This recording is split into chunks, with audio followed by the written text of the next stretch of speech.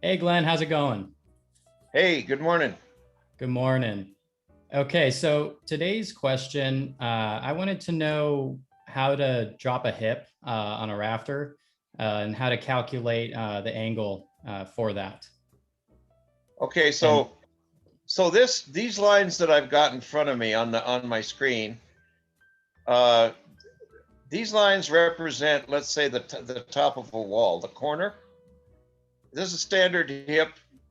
So let's say our roof pitch is 5 and 12. okay, Well, guess what? A hip doesn't rise at the same angle that the common rafter rises at. A hip rises. Okay, let's say the common rafter is coming in from this point towards the hip. Okay, well,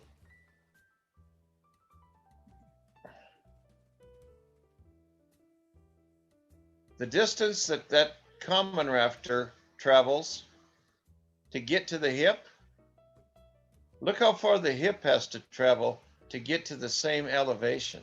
right. That's why the hip doesn't rise at the same angle that the common rafter does. Well, it's easy to determine how much further the hip has to go. You simply times it by the square root of 2. Okay, And the square root of 2 is the same thing as the secant of 45 degrees. This inside angle in here is 45 degrees on a standard 90-degree corner because it's bisected. Okay, okay, so I'm going to pull up my calculator here. Now, if I take 45 degrees and I take cosine and I go 1 over x, 1.4142, it's the same thing as the square root of 2. But okay, but we have to think about it in terms of a secant of 45 degrees because the inside angle of 45 degrees is what we're actually looking at. Okay, now let's go back into our little triangle here. This half thickness of this hip, if we're working with a hip that's if we're working with a hip that's 1.75 inches, half thickness this way, well, guess right. what? It's also 1.75 inches this way. You see how this little leg equals that little leg? Yes, okay, Okay, well, so we know what this distance is, right? right. Then we also know what this distance is. And this distance is the actual run of that little increment that we're trying to determine. So it's a straight ratio. What I'm getting at is this. If you use the ratio 5 is to 16.97 as x is to 1.75 inches and just solve for x. So if I was to take 5 and I was to multiply it times the, I'm taking the pitch times 1.75, which is the distance we're traveling this way. Okay, Bingo. All right. And then I divide that by 16.97. 0.515. That's how much deeper I have to cut the seat cut for the hip to make it work. If I okay, if I if I deepen this seat cut by 0.515, which is a strong half inch, we talked about yesterday. Okay, right. we talked about how to determine what in decimal what that is. That's a strong half an inch. Okay, Okay, so that's how much I deepen this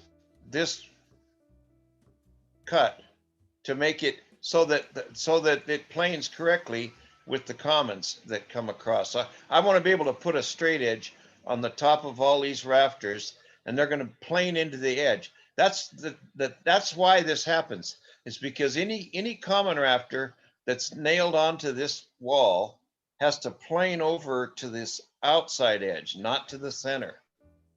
The opposite is true of a valley, because a valley, we set the valley in the inside corner, and everything planes into the center of the valley. Okay. So our hip to valley fill, or our ridge to valley fill, planes into the middle of the valley, but we don't want to chamfer our hips. We don't want to chamfer the edge of the hip, so we simply drop it. And that's how you determine how much you drop that by. Now, you might wonder where I came up with the number 16.97. Right. I was wondering that. Well, 16.97 is your unit run. Let me clear this off. Let me just get rid of all this. Your unit run is 12 inches on a 5 and 12 pitch. Right.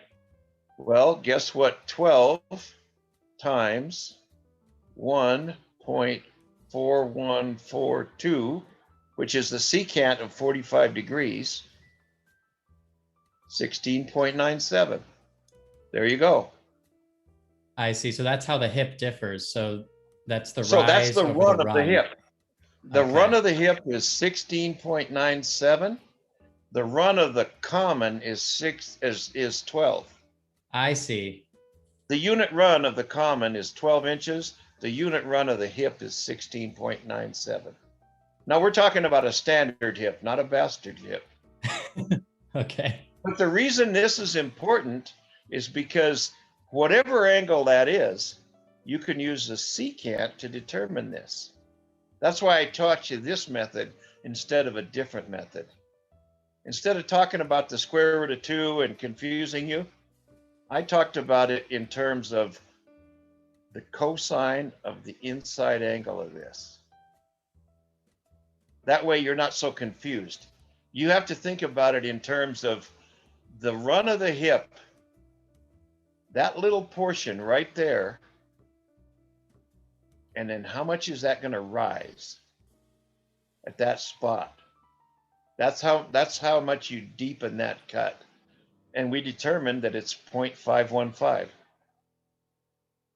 Great. So it's all about using what you already have to determine it. Make it That's easy right. on yourself. And as long as you're careful about getting the depth of that seat cut right for that hip, everything's going to plane nicely. Everything's just going to be smooth as silk. And that's why we get such good results when we go to plane. When I pull up some of these things, let me show you something real quick here. Okay. Let me go down from this, and let me go over here to let's go over to one of our things that we had talked about. Let's go. Let me pull up this. Let's pull up this STL file.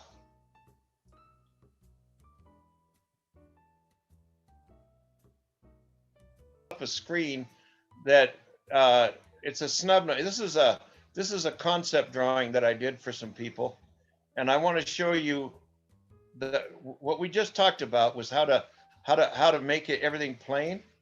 So let's zoom into this corner, and you see how much I've got this hip dropped. And I use the same technique that you and I just talked about. Right. Okay, now, all right, I've zoomed in there. Now, see how nicely that planes? See how At a well perfect that planes? 45-degree angle. Well, what I'm getting at is that if you put a edge across the common rafters and the jack rafters, it would hit the edge of that hip, not the center. And that's the important thing. That's why it's so important to get this seat cut right. If you don't drop that hip the correct amount, you're going to screw it up. Okay, now this is This is just a concept drawing that I did for some people. It never got built, but you can see how involved it is, Right. even right down to the bracing and the beams. Okay, well, now you can see why I like to use STLs to do this work, because it's a form of file compression. This entire drawing, even with the level of intricacy that you see here, if I uploaded this to you, it would only take a few seconds for this thing to come to you in email. Even with this level of detail, I mean, we're talking. This is no. I don't have to zip this in order to email this to you. Right. I can send this to you, and it would be there in less time than it takes to talk about it. That's why I like to use STL as the output, because people don't need expensive software to be able to view these drawings. And these drawings are, I've already been paid for these things. There's no reason that I need to charge exorbitant amounts of money for something that I've already been paid for. As long as you're willing to hit the buy me a coffee button, you know, and Yeah. to somehow compensate me for the time it takes me to email you something like this, I'm happy. But you can see how nicely everything planes. Well, Right. that wouldn't happen. That I guarantee you that would not happen if you didn't understand the nuances of how to make this stuff work. You would not see these nice planes. You would not see this stuff working the way it does if I did not know how to, set up ledger heights, drop the hips the correct amount. There's a lot that goes to it, but it's not a mystery. Okay. Okay. There you go. Okay, that was great. Is there anything else you wanted to mention, or does that about wrap it up? Well, for this meeting, I think that covers the math associated to how to drop a hip, and I think that's probably enough for now. Perfect. Okay. So join us next time. And do you have an idea of what we'll be talking about next time? No, but I'll think of something. As you always do. All right. Thanks, Glenn. All right, I'll see you. I'll see you. And thanks for watching.